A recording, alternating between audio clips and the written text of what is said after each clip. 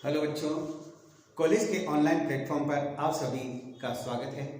आज हम BA BEd third year की क्लास का अध्ययन करेंगे। बीए बीएड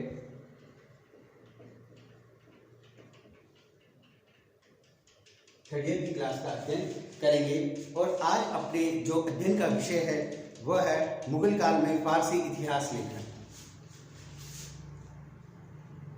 मुगल काल में फारसी इतिहास लेखन, यह इसका पार्ट फर्स्ट है। बच्चों, जो अपना जो टॉपिक है मुगल काल में फारसी इतिहास लेखन का, इसमें हम मुगल शासकों द्वारा जो फारसी को राजभाषा घोषित किया गया और उनके माध्यम से वह न्याय कार्य भी करते थे और अपने दरबार में जो साहित्यकार होते थे वो फारसी साहित्यकार कौन कौन थे और तात्कालिक शासक को दरबार में रहते हुए उन्होंने कौन कौन से फारसी साहित्यों की रचना की, इनके बारे में विस्तृत चर्चा परिचर्चा इस क्लास के माध्यम से जारी रखेंगे। साथ ही इनमें जानेंगे कि कोई शासक है जैसे अकबर है, अकबर ने अपने पूर्वजों के इतिहास के बारे में भी फारसी में अपना साहित्य सृजन करवाया, क्योंकि मुगल वंश की जो स्थायित्व रहा कुछ समय तक भारत में, वर्षों तक, तो उनमें कला साहित्य संस्कृति सभी की जो उन्नति हुई उसमें साहित्य की उन्नति भी हुई थी। अतः बहुत से राजाओं ने, बहुत से जो मुगल शासक थे, इन्होंने बहुत से साहित्यकारों को राजकीय संरक्षण प्रदान किया और उनके संरक्षण में रहकर उन्होंने जो फारसी के ग्रंथ लिखे वो बड़े ही महत्वपूर्ण हैं और तात्कालिक सामाजिक धार्मिक आर्थिक जो इतिहास है उस पर इनका बड़ा ही अच्छा प्रभाव पड़ता है और इतिहास लेखन में इसकी बड़ी महत्ता साबित हुई है। अतः हम इनमें देखेंगे कि इतिहास में किस प्रकार इन राजाओं ने जो ऐतिहासिक तथ्यों को लिया, किस प्रकार उन्होंने इन साहित्य का सृजन किया, कौन कौन से फारसी साहित्यकार थे, किसके समय थे, उनका टाइम पीरियड क्या था, क्या क्या कार्य उन्होंने किए, उन्होंने क्या क्या देखा, कौन कौन से विदेशी यात्रा पर आए, किन किन बारों में उन्होंने वर्णन किया, उस समय आयात क्या था, निर्यात क्या था, आर्थिक स्थिति क्या थी, उस समय लैंड रेवेन्यू क्या था, सैनिक सिस्टम क्या था और किसका स्वागत कैसे किया जाता था, कहाँ से विदेशी संधियाँ हुई, कहाँ स्थानीय राजाओं से संधियाँ हुई, कैसी उनकी मंतबदारी व्यवस्था है, इनका एक विस्तृत प्रभाव इन साहित्य ग्रंथों से पड़ा। अतः ये जो साहित्य लिखे गए इनमें तात्कालिक सामाजिक धार्मिक आर्थिक राजनीतिक अन्य बातों का विवरण स्पष्ट रूप से लिखा गया है। तो अतः हम इस क्लास में ये देखने की कोशिश करेंगे कि कौन कौन से साहित्य फारसी साहित्यकार थे जिन्होंने अपने ग्रंथों की रचना की और मुगल वंश के इतिहास को और उनके पूर्वजों के इतिहास को उन्होंने लिपिबद्ध किया है। तो आपके सामने फारसी इतिहास लेखन के बारे में हम पढ़ेंगे। फारसी इतिहास लेखन। इतिहास लेखन इस्लाम की शानदार धरोहर रही है। मुसलमानों ने इतिहास को बड़ी इज्जत दी है और उनके हुक्मरानों यानी राजाओं ने इस फन की दिल खोलकर सिरे परस्ती की है, यानी दिल खोलकर इसके बारे में उसको नवाजा है, उसकी उत्थान किया है। इतिहास को इतना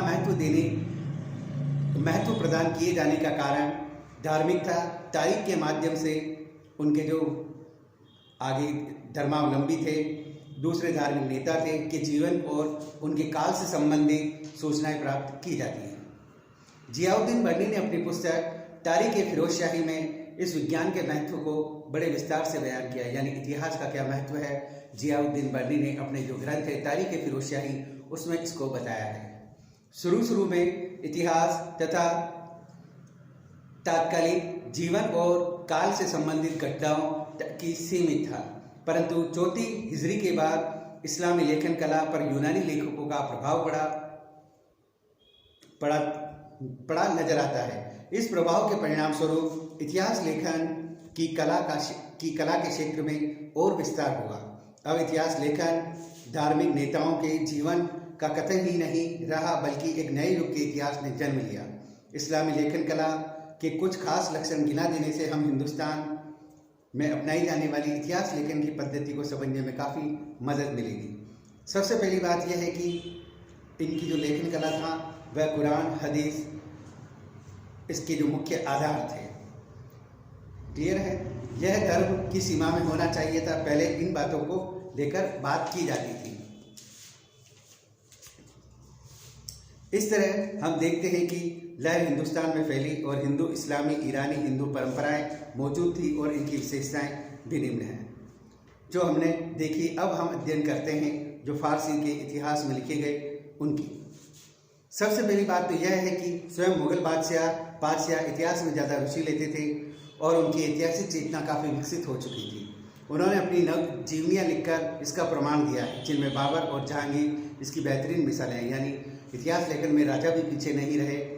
जहाँ तुजु के बाबरी तुर्की भाषा में लिखी गई बाबर के द्वारा, वहीं तुजु के जहांगीर के द्वारा फारसी भाषा में लिखी गई। अतः यह बात स्पष्ट रूप से इसका उदाहरण और मिसाल पेश करती है कि इन साहित्य लेखकों में यहाँ के जो राजा थे, बादशाह और बादशाह एक ही हैं। उन्होंने भी इतिहास लेखन में पीछे मुड़कर नहीं देखा और अपने हाथों से इतिहास लेखन की शुरुआत की। बादशाहों ने अपना इतिहास लिखवाने के लिए बड़े मशहूर इतिहासकारों और लेखकों को नियुक्त किया। इन सरकारी इतिहासकारों की पहुंच तमाम सरकारी कागजात और अहम रिकॉर्ड पर थी। उनको इतिहास लिखते समय हर प्रकार की सहूलियत दी जाती थी। यही वजह है कि प्रामाणिकता की दृष्टि से इन ग्रंथों में काफ़ी भरोसा किया जाता है। ऐसी किताबें को सरकारी इतिहास कहा जाता है। इनकी सबसे बड़ी खराबी यह है कि यह हमेशा सरकार का पक्ष में बोलती है। यानी इनकी एक सबसे बड़ी प्रॉब्लम है, परेशानी है कि ये सिर्फ सरकार की बढ़ाई ही करती है, क्योंकि इन लेखकों को दरबार में बादशाह के सामने पढ़े जाते थे। क्योंकि इनके द्वारा जो लेख थे वो बादशाह के सामने दरबार में पढ़े जाते थे, अतः बादशाह के प्रतिकूल बात इसमें नहीं लिखी गई। इसलिए उनके खिलाफ लिखना उनकी मौत को दावत देना है। अगर बादशाह के खिलाफ लिख दिया तो उनका सर कलम कर दिया जाता था। अकबरनामा, बादशाहनामा, आलमगीरनामा मुगल सरकारी इतिहास की बेहतरीन मिसालें। यानी यह अकबरनामा, बादशाहनामा और आलमगीरनामा ये सरकारी इतिहास की बेहतरीन मिसालें साबित होती है, क्योंकि ये राजा के दरबार में लिखी गई थी। पढ़े लिखे लोगों की इतिहास में बढ़ती रुचि भी इस विज्ञान की उन्नति का एक मुख्य कारण है। यानी बहुत से पढ़े लिखे लोग थे, वो भी इतिहास लिख रहे थे, तो उनकी भी बड़ी रुचि थी। इन गैर सरकारी इतिहासकारों का मुगलकालीन इतिहास लेखन की तरक्की में महत्वपूर्ण योगदान है। यानी ये जो गैर सरकारी तौर पर इतिहास लिख रहे थे, इनका भी मुगल काल में जो इतिहास लिखा गया तो इनका भी जो इनके जो ग्रंथ है वह भी बड़े महत्वपूर्ण हैं। ये लोग वे थे जो शाही दरबार से हटकर इतिहास लिख रहे थे। उन्होंने बादशाह से इनाम के लालच था और न ही सजा का डर था। यानी वह अपना इतिहास लिख रहे थे अपना नज़र के अनुसार। उनको न बादशाह से कोई इनाम चाहिए, न उन्हें मौत का डर था। इसलिए वह खुलकर इतिहास की आलोचना कर सकते थे। अतः वह अपने जो समझ थी, जो उन्होंने देखा महसूस किया, वो उस समय इतिहास उन्होंने लिख दिया। इस आलोचना से सरकारी इतिहास की गैर सरकारी खुशामद जाहिर हो जाती है। यानी इन दोनों जो सरकारी और गैर सरकारी में खुशामद का आप अनुमान लगा सकते हैं, ऐसी बातें हैं। लेकिन इनकी आलोचना पूरी तरह से भरोसा नहीं करना चाहिए, क्योंकि उनमें व्यक्तिगत भावनाओं और जातिगत मतभेद का पूरा दखल था। यानी जो गैर सरकारी इतिहासकार थे उनमें जातिगत और व्यक्तिगत भावनाओं का भी समावेश हुआ है, क्योंकि हाँ हुआ है। अब्दुल कादिर बदायूनी और अबुल फजल में आपसी मतभेद थे। यानी इतिहास लेखकों में ही आपसी मतभेद थे।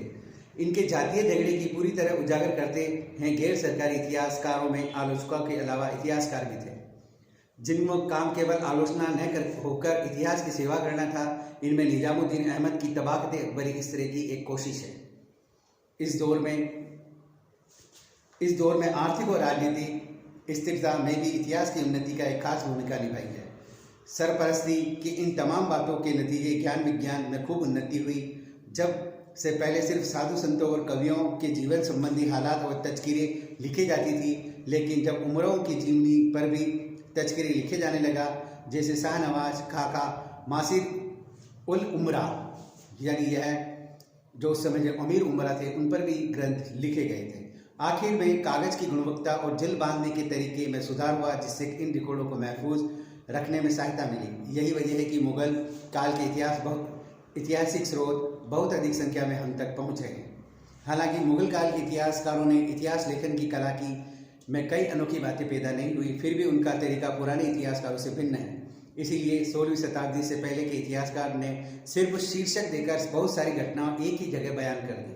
यानी एक ही शीर्षक लेगा 16वीं शताब्दी से पहले और बहुत सी घटनाओं को उन्होंने एक साथ उल्लेख कर दिया। कर दी, अलग अलग घटनाओं की तारीखें नहीं दी, यानी उन घटनाओं की तारीखें अलग अलग नहीं दी, एक शीर्षक के माध्यम से ही कर दी। लेकिन मुगल काल में घटनाओं का विषय क्रम पेश किया। अकबरनामा, पातशाहनामा, आलमगीरनामा वगैरह कुछ और उदाहरण हैं। इस तरह यह दौर इतिहास लेखन के लिए उन्नति का जमाना था। अब हम इस काल की महत्वपूर्ण इतिहास के जो स्रोत हैं उनके बारे में अध्ययन करेंगे, जिसके अनुसार बाबरनामा फारसी में लिखा गया था। तुजुक ए बाबरी जो बाबर द्वारा लिखित थी वह तुर्की भाषा में थी, पर बाबरनामा फारसी में था। Both are difference between Baburnama and Tuzuk e Babri. तो इस बात को आप ध्यान रखना कि बाबरनामा बाबर ने नहीं लिखा, उसका एक कॉपी की गई। उसकी जो तुजुक ए बाबरी जो ग्रंथ था उसको फारसी में अनुवादित किया था अब्दुर्रहीम खान ने, तो उन्होंने फारसी भाषा में इसको लिखा था, न कि तुर्की भाषा में। तो इस बात को आप ध्यान रखना, तुजुक ए बाबरी तुर्की भाषा में लिखी गई है, बाबरनामा फारसी भाषा में लिखा गया। Both are difference between. तो अब हम बात करते हैं जो पहले फारसी का ग्रंथ है बाबरनामा।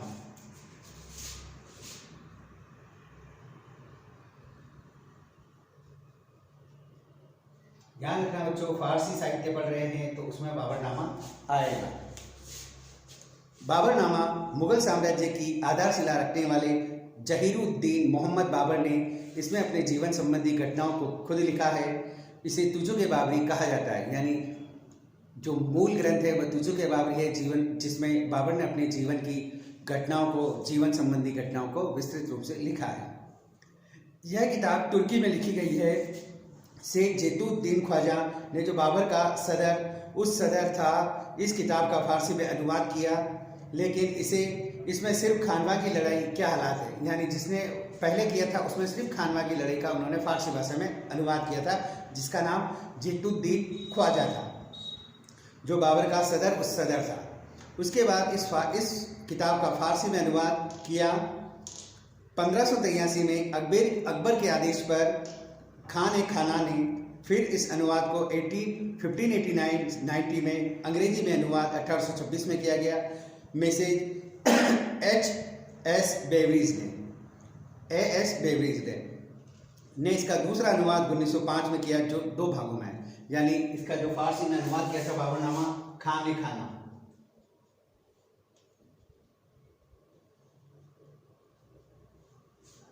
ये फारसी भाषा का ग्रंथ है जो तुजुक ए बाबरी से किया गया। फिर इसका अंग्रेजी में भी अनुवाद हुआ, जो आपको बता दूं अभी, हेनरी बाइवरिस ने किया था और इसके 2 संस्करणों में इसको बताया था। इस प्रकार ये बाबरनामा है। बाबरनामा में 1504 से 1529 तक, यानी उसकी मौत के 1 साल पहले के हालात मौजूद है, यानी 1504 से 1529 तक, क्योंकि 1530 में बाबर की मृत्यु हो गई थी, तो उसकी मृत्यु के 1 साल पहले तक का इसमें पूरा इतिहास लेखन है उस समय का, एक साथ मौजूद है। इसको 3 भागों में बांटा जा सकता है। पहले भाग में बाबर के फरगना के तख्त पर बैठने की शुरुआत होती है, यानी ये 3 भागों में विभाजित है। पहले जो अध्याय है उसमें उसके फरगना के तख्त पर बैठने की जो घटनाएं हैं वह सम्मिलित है, और उसके आखिरी बार समरकंद छोड़ने पर खत्म होता है, यानी वह आखिरी में समरकंद छोड़ देता है, वहां तक की घटनाओं का वर्णन है। दूसरा भाग उसके भागने से शुरुआत होकर हिंदुस्तान के आखिरी हमले पर खत्म होता है, यानी दूसरा भाग में वह कैसे अपना जीवन जीता है, भाग कर और हिंदुस्तान में हमला करता है, वहां तक दूसरा भाग समाप्त होता है। तथा तीसरा हिस्सा हिंदुस्तान से संबंधित है, यानी तीसरे हिस्से में उसने हिंदुस्तान में जहां राज किया, किस प्रकार उसने युद्ध जीते, इन आदि बातों का उन्होंने वर्णन किया है। बाबर ने हिंदुस्तान का वास्तविक विस्तार पूर्वक वर्णन किया। यहाँ की राजनीतिक दशा, प्राकृतिक दशा, आबो हवा, फसलें, फल फूल, सब्जियाँ, यहाँ के बसने वाले, तिजारा और उत्पन्न वगैरह का विस्तृत ब्यौरा दिया गया।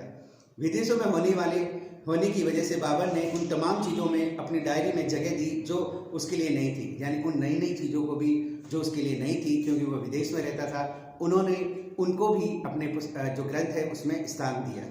मगर एक हिंदुस्तानी के लिए साधारण इसलिए वह लिखता है कि हिंदुस्तान एक विचित्र देश है, यानी वह हिंदुस्तान के लिए लिखता है, हिंदुस्तान एक विचित्र देश है और हमारे इलाकों को देखते हुए एक नई दुनिया है, यानी यह एक नई दुनिया है, क्योंकि वो पहाड़ों, जंगलों और रेगिस्तान में ही रहा था। एक नई दुनिया है, इसके पहाड़ दरिया, जंगल, रेगिस्तान, इसके कस्बे, इसके खेत, इसके जानवर, पौधे, इसके लोग, उनकी भाषाएं, उनकी वर्षा, हवाएं सब भिन्न हैं। यानी एक तरह से एक नवीन ही देश है। उसने जैसा पहले लिखा कि एक नई दुनिया है। बाबर हिंदुस्तान की आर्थिक खुशहाली से बहुत ज़्यादा प्रभावित हुआ था, इसलिए उसे लिखा कि यहाँ की खुशगवार बात यह है कि यह एक बहुत बड़ा देश है, यहाँ सोने चांदी का ढेर है। बाबर ने अपने बयान में बड़ी ईमानदारी से काम लिया है, अपनी गलतियों को खुलकर लिखा, लेकिन ये ताज्जुब की बात है कि हिंदुस्तान के लोगों के साथ उसका इंसाफ से काम नहीं लिया। यहाँ लिखता है कि हिंदुस्तान में बहुत कम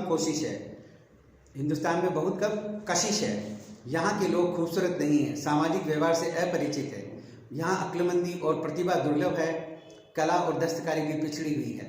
बाबर की राय समाज के पिछड़े हुए वर्ग के बारे में है, इसको पूरे हिंदुस्तानी समाज पर लागू करना बाबर की गलती है। वैसे बाबर के सारे आरोप का खंडन अमीर खुसरो की रचनाओं से हो जाता है। हिंदुस्तान और हिंदुस्तानियों की प्रशंसा से भरी पड़ी है। यानी बाबर ने उसमें कुछ लिखा है पर वो पूरी तरह से सही नहीं है, क्योंकि इसके बाद में जो अमीर खुसरो ने ग्रंथ लिखे उससे ये पता लगता है कि बाबर ने ये बातें गलत लिखी है, क्योंकि हिंदुस्तान और हिंदुस्तानियों की प्रशंसा के बारे में अमीर खुसरो ने जो बातें कही हैं उससे इस बाबर की इन बातों का खंडन हो जाता है। बाबरनामा सिर्फ भारत के काल की जानकारी के लिए ही अनिवार्य नहीं है, बल्कि हुमायूं के शुरू के दौर के लिए भी प्राथमिक तत्व का ऐतिहासिक स्रोत है। यानी बाबरनामा में बाबर के बारे में नहीं लिखा है, किंतु हुमायूं के प्रारंभिक जो दशा थी उसके बारे में भी लिखा गया है और ये एक प्राथमिक ग्रंथ है। इसमें उसकी पैदाइश से लेकर हिंदुस्तान की जीत तक उसके हालात दिए गए हैं। यानी हुमायूं के जो प्रारंभिक जीवन है, उसकी पैदाइश और हिंदुस्तान में जीत तक के उसका वर्णन किया गया है। हुमायूं की अच्छाइयाँ, बुराइयाँ, उसकी व्यक्तिगत कमजोरियाँ जगह जगह पर बयान की गई है। यानी उसके बारे में जो लिखा है वो जगह जगह लिखा है। इन खूबियों के बावजूद बाबरनामा में कुछ कमियां हैं।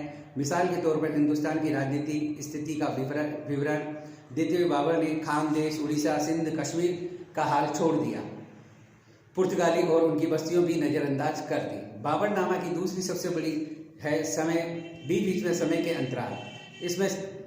इसमें कुछ बड़े अंतराल हैं, 1503-4, 1508 से 19, 1520 से 1525। इसी कमी को पूरा करने के लिए मिर्ज़ा हैदर दौलत का तारीख़ रशीदी, गुलबदन बेगम का हुमायूंनामा और अहमद यादगार का तारीख़ शाही का सहारा लेना पड़ता है। यानी जो बाबर ने खाली जगह छोड़ी है, इसके लिए अन्य ग्रंथों का सहारा लेना पड़ता है। बेवरीज का मत है कि बाबरनामा के अध्ययन से पता चलता है कि बाबर की यह डायरी कोई दुर्घटना की चपेट में आई थी। फिर भी बाबरनामा मुगल काल की प्रथम श्रेणी का स्रोतों में गिना जाता है। इस प्रकार हम देखते हैं कि बाबर ने एक अच्छे ग्रंथ की रचना की। हेनरी बेवरीज जहाँ ये कहती है ये काल इसलिए छूट गया कि कहीं कोई एक्सीडेंट हो गया, दुर्घटना हो गई, इसकी वजह से यह थोड़ी सी बीच में से खंडित हो गई। हबीब उस सियार का हबीब उस सियार भी इस काल की महत्वपूर्ण स्रोत है। यह किताब मोहम्मद हुसैन की इच्छा पर शुरू की गई। वह दुनिया का इतिहास लिखवाना चाहता था, लेकिन किताब के शुरू होने पहले ही थोड़े दिन में उसकी मृत्यु हो गई और आने वाली परेशानियों ने हमें लेखक का काम बंद करने को मजबूर कर दिया। थोड़े ही समय में उसकी भेंट कमरुद्दीन हबीबुल्लाह से हुई, जो अर्धबेल का रहने वाला था। उसी उत्साह और सरपरस्ती से किताब को पूरी हुई और उसी का नाम से हबीब उल सियार कहा गया। संभव खोंदमीर ने रजोत उस सफ़ा को खूब इस्तेमाल किया। उस जगह सिर्फ उसका खुलासा पेश किया गया, लेकिन इस इतिहास के लेखन से उसे खानदानी को शामिल कर लिया गया, जो रजत उस सफ़ा से नहीं दिए गए। हबीब उल सियार 1521 के शुरू में की गई थी, लेकिन उसकी आयु तकरीबन 48 साल की थी और लगभग इसको समाप्त कर दिया उसने। यानी यह एक और ग्रंथ है। यह संसार का साधारण इतिहास है। इसमें इफ्तिहाक यानी भूमिका 3 जिल्द, जिनमें से हर एक 4 जूजो अध्यायों में बटी हुई है और इसका खास इख्तिमाम उपसंहार शामिल है। इफ्तिहाक से ज़मीन आसमान में बनने और दुनिया में बसने वाले लोगों का जिक्र है। पहली जिल्द में धर्मावलंबियों, दार्शनिकों एवं शासकों का जिक्र है जो इस्लाम की स्थापना के पहले मौजूद थे। पैगंबर के अलावा धार्मिक व्यक्तियों के अलावा 4 और खलीफाओं का जिक्र है। दूसरी जिल्द में 12 इमामों, उमवी और अब्बासी खलीफाओं और उन बादशाहों का जिक्र है जो अब्बासियों को समसामयिक थे और गजनी, गोरी और सज्जुलू को आदि है। तीसरे जिल्द में बहुत सारे दूसरे खानदानों का जिक्र है, जैसे चंगेज का, उसके उत्तराधिकारी तैमूर और उसके उत्तराधिकारी वगैरह। इक्तिताम से दुनिया के अजूबों, बुद्धिमान, विद्वानों, संतों, कवियों वगैरह का जिक्र किया गया है। बाबर के काल के लिए यह किताब बहुत जरूरी है। लेखक संसार का इतिहास लिख रहा था और मध्य एशिया के हालत से बहुत अच्छी तरह परिचित था। हिंदुस्तान पर कब्जा करने से पहले बाबर के हालात का विवरण हमारे लिए बहुत जरूरी है। इस किताब का पूरा अनुवाद नहीं किया गया है। इस किताब का नाम है हबीब उस सियार खोंदमीर की हबीब उस सियार खोंदमीर।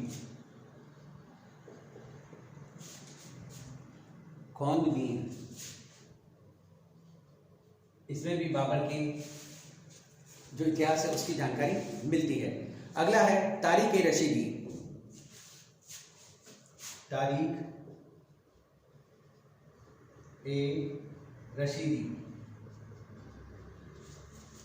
तारीख-ए-रशीदी इसके लेखक है मिर्जा हैदर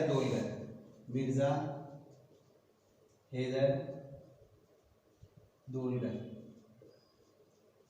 ये फारसी में जो ग्रंथ लिखे गए हैं उसके बारे में हम अध्ययन कर रहे हैं। मिर्जा हैदर दोलगर की यह रचना मुगलों और मध्य एशिया के तुर्कों का इतिहास जानने के लिए अत्यधिक आवश्यक है। यानी इसमें मुगलों, मध्य एशिया और तुर्क जो लोग हैं उनके इतिहास को जानने का एक आवश्यक स्रोत है। लेखक बाबर का मौसेरा भाई था, यानी बाबर का मौसी का लड़का था। मौसेरा भाई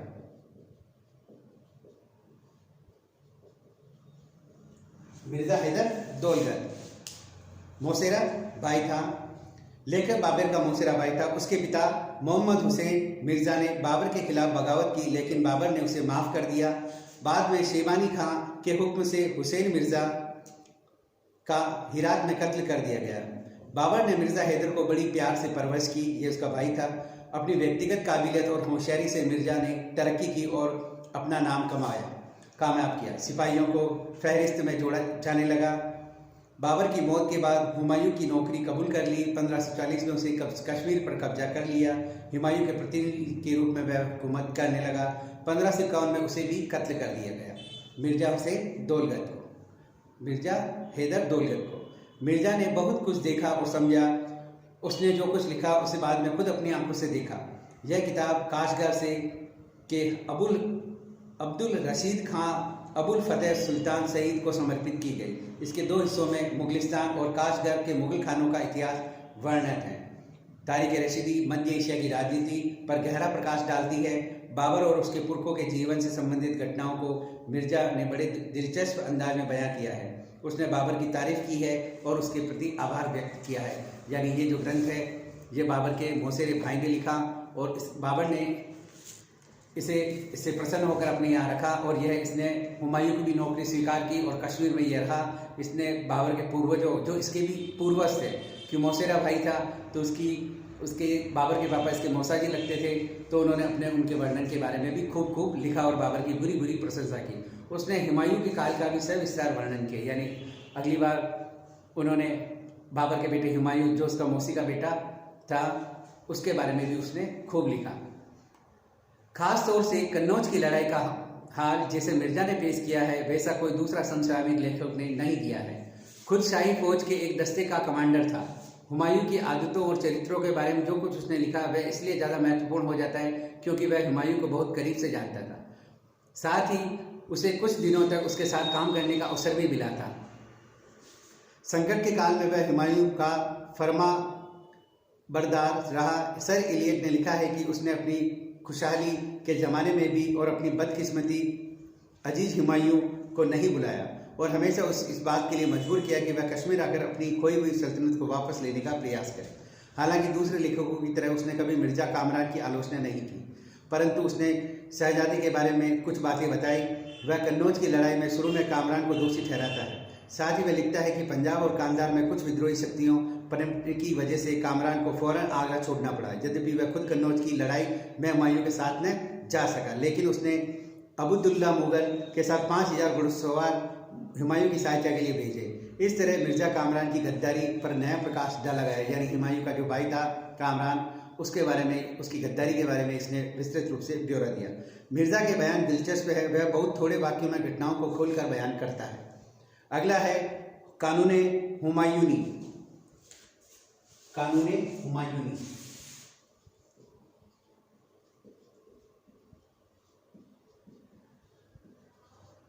हुमायूनी क्लियर।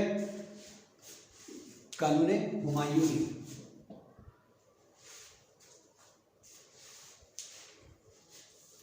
हुमायूं के काल का यह एक समसामयिक ग्रंथ है। इसे खोंदमीर ने जो घटनाएं बयान की है वह स्वयं आंखों देखी की है। इसमें भी खोंदमीर ने लिखा है। खोंदमीर ने लिखा है, वह स्वयं उसकी आंखों की देखी थी, इसलिए उसे बहुत सारी गतिविधियों की अच्छी तरह से देखने का अवसर मिला। इससे उसका बयान भरोसे के काबिल है। इसमें बहुत से नियम कानून, दरबार के रीति रिवाज का जिक्र किया गया है। हुमायूं के उसूल, उसके शासन संबंधी अनुभव और नई नई दरबार की रस्में जो हमारे लेखकों ने खुद देखी थी विस्तार से बयां की है। तात्कालिक कानून उस दौर के सामाजिक हालात की पूरी तरह उजागर करते हैं। खोंदमीर के कथन में वह सारी खूबियां मौजूद हैं जो सरकारी इतिहासकारों की रचना में होनी चाहिए। उसने हुमायूं की जबरदस्ती चापलूसी की है। हुमायूं को सिकंदर ए आजम, खुदा ए साया जैसी पदवियां दी हैं। इसमें कठिन फारसी भाषा का प्रयोग किया गया है। इसमें रचना में ऐतिहासिक महत्व कम नहीं होता, लेकिन उसको समझना मुश्किल हो जाता है। फिर भी खोंदमीर की यह रचना हुमायूं के शासनकाल की जानकारी के लिए अत्यंत आवश्यक है। गुलबदन बेगम हुमायूंनामा। अगला है हुमायूं नामा गुलबदन बेगम।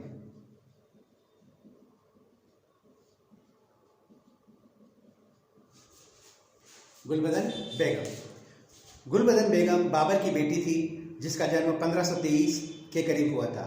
जब बाबर काबुल पर काबिज था, उसने अपने पिता का जमाना देखा था। बाबर की मृत्यु के समय बेगम की आयु 8 वर्ष की थी, यानी उसकी आयु 8 वर्ष की थी। हुमायूं ने बड़े लाड प्यार से रखा और उसने खुद लिखा, कन्नौज की हार के बाद वह काबुल में ही रही। 1545 में हुमायूं की वापसी पर अति प्रसन्न हुई। उसने हुमायूं और कामरान के बीच अफगानिस्तान में हुई लड़ाइयों के जिक्र का बड़ा रोचक ढंग से वर्णन किया है। हुमायूंनामा 2 भागों में बांटा है। पहला भाग बाबर के इतिहास से संबंधित है, दूसरा हुमायूं के हालात से संबंधित है। बाबर के बारे में उसने बहुत विस्तार से नहीं लिखा, क्योंकि उसकी आयु 8 वर्ष की इसकी वजह है, इसलिए उसने दूसरों से जानकारी लेनी पड़ी। हालांकि उस समय बाबर के बारे में थोड़ा लिखा, क्योंकि यह उसकी जाति जानकारी पर आधारित है, इसलिए अधिक महत्वपूर्ण है हुमायूं के जीवन, उसकी लड़ाइयों, उसमें दुख, संकट वगैरह का जिक्र बेगम ने विस्तार पूर्वक किया है। राजनीतिक घटनाओं के अलावा इस किताब में सामाजिक रीति रिवाजों का हवाला भी मिलता है। शादी ब्याह की रस्मों, मुगल हरम रीति रिवाजों का विवरण बेगम ने बड़े चाव से किया है। उसने अपने बड़े भाई मिर्जा हिंदाल की मौत का जिक्र बड़ा करुण है। वह हिंदाल से बहुत ज़्यादा प्यार करती थी, इसलिए उसकी खराबियां नजर नहीं आती। किताब का वह हिस्सा जो हुमायूं से संबंधित है 3 भागों में बांटा गया है। पहले हिस्से में हुमायूं के सिंध छोड़ने से काबुल पहुंचने और कामरान को अंधा करने तक की घटनाएं हैं। दूसरे युद्ध में हुमायूं के सिंध से ईरान की यात्रा, काबुल की जीत का जिक्र, यह हालात खुद हुमायूं की बेगम हमीदा बानो ने गुलबदन बेगम को बताया। यानी जो हुमायूं की पत्नी थी हमीदा बानो, उसने जो वर्णन बताया था गुलबदन बेगम को, उसने उन घटनाओं का भी सविस्तार वर्णन किया। तीसरे हिस्से में खिजर ख्वाजा दूसरे रिश्तेदारों के बयान किए हुए हालात हैं। हुमायूं के सिंध छोड़ने से पहले की राजनीतिक घटनाओं, सैनिक गतिविधियों को संक्षेप में बयान किया है। महत्वपूर्ण लड़ाइयों में सिर्फ चंद शब्दों का ही प्रयोग किया है, लेकिन हरम की बेगमों के जीवन, हुमायूं की अपनी माँ और बहनों का गहरा प्यार, मिर्जा हिंदाल की शादी की रस्में जैसी घटनाओं बेगम ने काफ़ी विस्तार से वर्णन किया है। हुमायूं का सिंध से जिन परेशानियों का सामना करना पड़ा, उनके हालात हुमायूंनामा हमें बताता है कि कामरान को समझाने के लिए खानजादा बेगम को भी भेजा गया, लेकिन कामरान की बेगम ने सुझाव को ठुकरा दिया। ये जानकारी हमें दूसरे स्रोतों में नहीं मिलती है, इसी में ही मिलती है। यानी गुलबदन बेगम ने हुमायूं के बारे में ही नहीं लिखा, बाबर के बारे में भी लिखा, कामरान के बारे में लिखा, हिंदाल के बारे में लिखा, हरम की स्थिति के बारे में लिखा हिंदाल की जो वैवाहिक रस्में थी उनके बारे में विस्तार पूर्वक चर्चा की। अगला है तज़किरातुल वाक़ियात। तज़किरातुल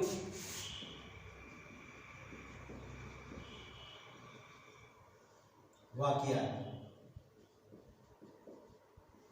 अगला फारसी का ग्रंथ है तज़किरातुल वाक़ियात। इसका लेखक जोहर आफ्ताबची, लेखक जोहर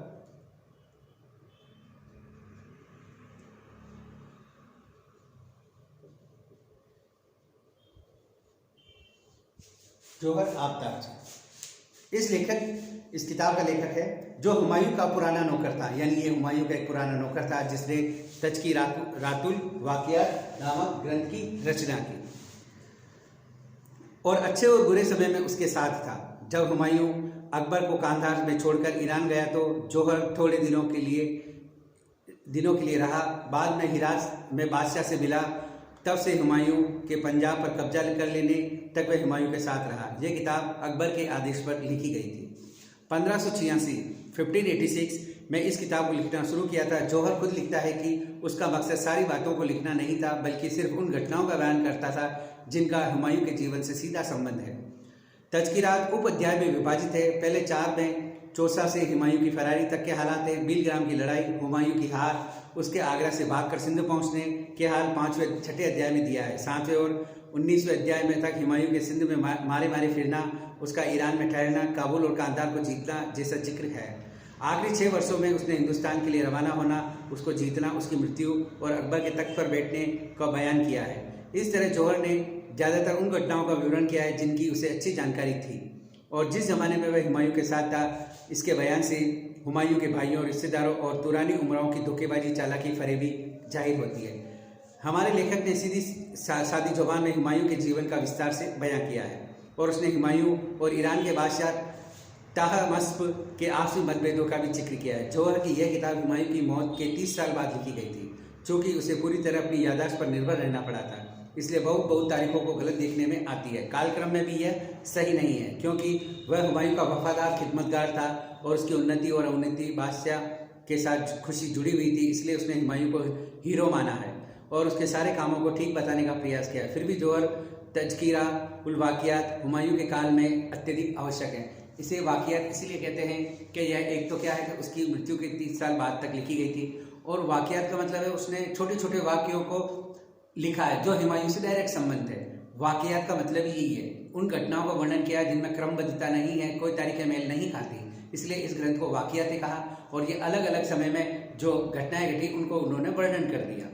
और इसने हुमायूं को हीरो माना क्योंकि ये उसका एक खास नौकर था और खिदमतगार था और उसी के अनुसार वह कार्य करता था। अतः इस किताब का नाम तज़किरातुल वाक़ियात इसलिए है कि क्योंकि इसके जो वाक़ये हैं, छोटे छोटे वाक़ये को वर्णन उसमें किया है। हुमायूं का भारत में रहना, भारत से बाहर चल जाना, तफसम से उसके संबंध, अकबर का राज्यारोहण आदि घटनाओं का अलग अलग वाक्यों में इसमें वर्णन किया गया है। इसलिए इसे तज़किरातुल वाक़ियात भी कहा जाता है और जोहर आफ्ताबची ने इस ग्रंथ की विस्तृत वर्णन किया है। अगला है वाक़ियात-ए-मुश्ताक़ी। वाक़ियात-ए-मुश्ताक़ी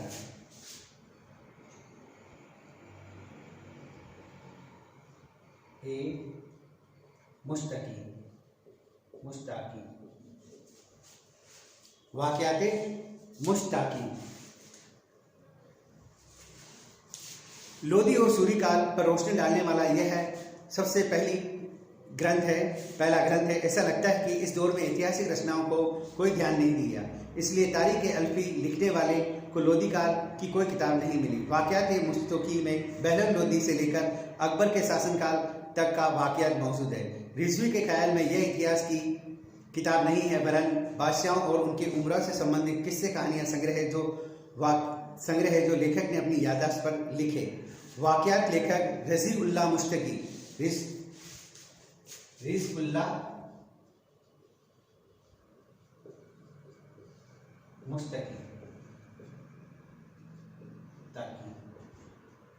इसने इस ग्रंथ की लिखा। यह लोधी काल से लेकर अकबर के राज्यारोहण तक का इसमें वर्णन है और ये वाक़ियात वही है जो लोधी काल से लेकर अकबर के समय तक जो घटनाएं घटी उनको उन्होंने लिख दिया। मुश्ताक़ी एक इज्जतदार तुर्क घराने का सदस्य था। अपने बाप शेख सादुल्ला सिकंदर लोदी और इब्राहिम लोदी की सेवा कर रहा था। 15वीं शताब्दी को आध्यात्म एवं बौद्धिक माहौल में मुस्तकी को बहुत प्रभावित किया। दूसरी खूबियों की तरह उसने संस्कृत और हिंदू धार्मिक फलसफे का गहन अध्ययन किया था। इस वातावरण का असर था कि उसने बहुत सी कहानियों के माध्यम से समझाने की कोशिश की है कि इश्क ए मजाजी ही पढ़कर इश्क ए हकीकी बनता है। सामाजिक एवं धार्मिक बंधनों प्यार करने वालों को केवल कुछ समय के लिए अलग रख सकते हैं, मौत उनको हमेशा के लिए एक कर देती है। यानी इन्हें इश्क ए मजाजी पर बड़ा लिखा इन्होंने, और उन्होंने कहा कि प्यार करने वालों को कुछ समय के लिए अलग रख सकते हैं किंतु मौत हमेशा उनके लिए उन्हें एक कर देती है। ऐसी घटनाएं उन्होंने की है। वाक़यात मुस्तकी की कहानियां अपने काल के और राजनीतिक, सामाजिक, धार्मिक पहलुओं पर गहरी रोशनी डालती है। जो कहानियां बलोच लोदी से संबंधित है वह अफगानों के कबीलेवादी ढांचे को जाहिर करती है। लेखक ने सिकंदर लोदी के कारनामों को अकबर के कारनामों पर प्राथमिकता देने की कोशिश की है।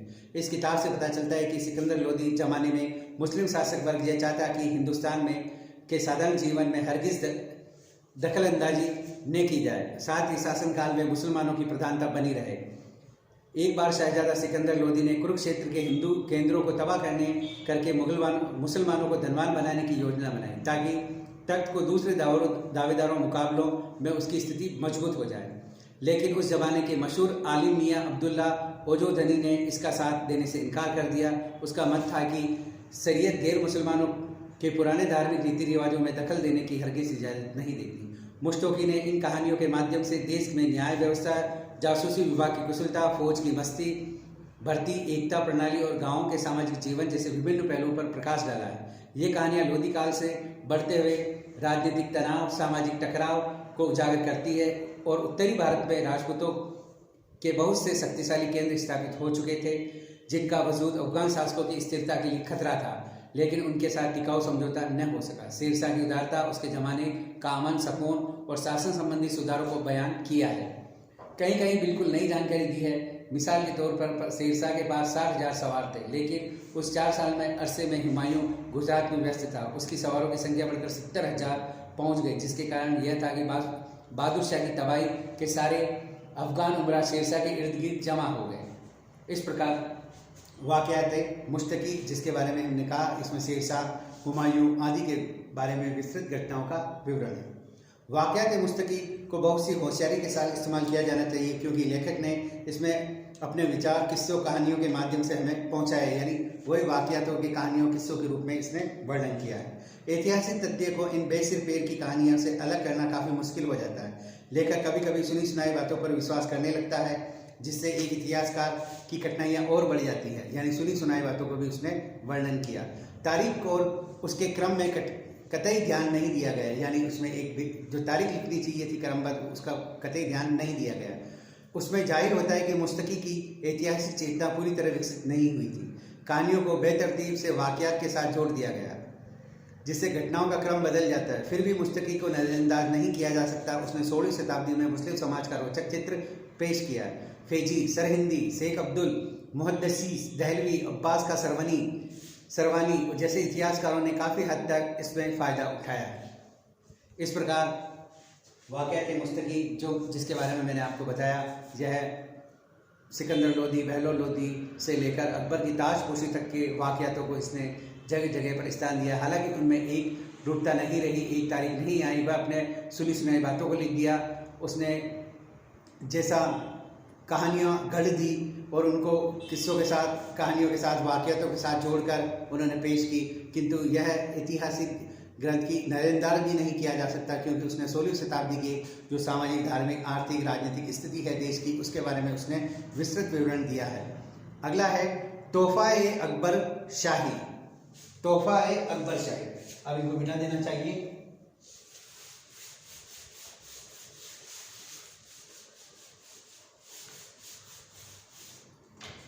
तोहफ़ा-ए-अकबर शाही।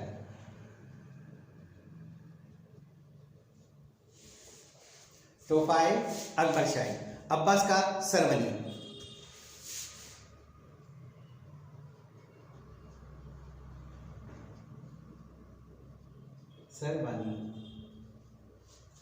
तोहफ़ा-ए-अकबर शाही। अब्बास का सरवनी ने यह किताब अकबर के आदेश पर लिखी थी। उसने शेरशाह सूरी के कारनामों को उजागर करने की पूरी कोशिश की गई। लेखक ने अपने याददाश्त और ऐसे अफगान उमराव को अपना स्रोत बनाया जिसे वह खुद जानता था और जो बहुत पहले मर चुके थे। अब्बास खां उल्लेमा और सूफियों के ऐसे तबके से ताल्लुक़ रखता था जो अफगान बादशाह के गुजरे हुए सुनहरे दौर की याद को अब भी दिल में छुपाए बैठे थे। इस ताल्लुक़ के बावजूद हमारे लेखक ने कोशिश की है कि उनके अंदाज बयां को मुग़ल जज्बात को ठेस न लगनी चाहिए। यानी शेरशाह के कारनामों को उजागर करने के लिए अकबर के आदेश पर अब्बास का सरवनी ने तोहफ़ा-ए-अकबर शाही ग्रंथ की रचना की, जिसमें जो पुराने जो वर्ग है जो अपने सुनहरे दौरों की यादों को सजाए हुए थे, उनसे पूछ कर उनकी याददाश्त पर इस ग्रंथ की रचना की गई और अंदाज बयां से मुग़ल जज्बात को ठेस न लगने पाए ऐसी व्यवस्था के भी उसने मन में ध्यान रखा। अतः यह एक शेरशाह सूरी के शासनकाल को जानने के लिए एक बड़ा महत्वपूर्ण ग्रंथ है। अब्बास का सरवनी ने अकबर के आदेश पर इस ग्रंथ की रचना की। क्लियर? अगला हम अब अगली वाली क्लास में पढ़ेंगे और जो छूट गया है उनको और लेंगे। और इस क्लास में आपके लिए इतना ही। आप इसमें ज़रूर ध्यान रखिएगा कि मैंने जो मुग़ल काल के जो फारसी इतिहास लेखन के जो ग्रंथ हैं उनके बारे में विस्तृत पूर्वक चर्चा की है, जिसमें बाबरनामा से शुरुआत की थी और धीरे धीरे आपको बताया कानून हुमायूं, हुमायूनी खोंदवी, हुमायूंनामा गुलबदन बेगम, तज़किरात वाक़ियात जोहर आबताची और वाक़ियात मुस्तकी और तोहफ़ा-ए-अकबर शाही आदि ग्रंथों का विस्तृत परिचर्चा आपके सामने रखी। और इसकी अगली क्लास में हम इसके आगे वाले ग्रंथों की परिचर्चा जारी रखेंगे। आप इस क्लास को मिस ना कीजिएगा, इसको कंटिन्यू रखिएगा ताकि जो आपके सामने फारसी साहित्य के जो ग्रंथ आएंगे वो पूरे के पूरे आ जाएंगे और आपको बड़ा इसमें फ़ायदा मिलेगा। जो मुग़ल काल के इतिहास को जानने के जो फारसी स्रोत हैं वो पूरी तरीके से आपको समझ में आ जाएंगे। क्लियर? इस क्लास में इतना ही। धन्यवाद।